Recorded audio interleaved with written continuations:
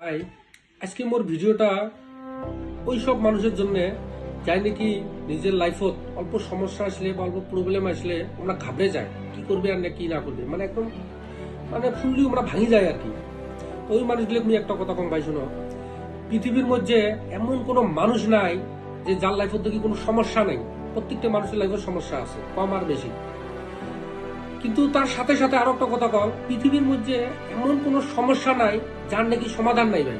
প্রত্যেকটা সমস্যারও সমাধান আছে, কিন্তু ওই সমাধানটা, ওই সমাধানটা তোমরা কেমনে বাইর করবেন ভাই? নিজের নিজের ব্যক্তিগত একটা কি থাকা লাগবে, মানে টেকনিক থাকা লাগবে, নিজের ব্যক্তিগত একটা সাহস থাকা লাগবে।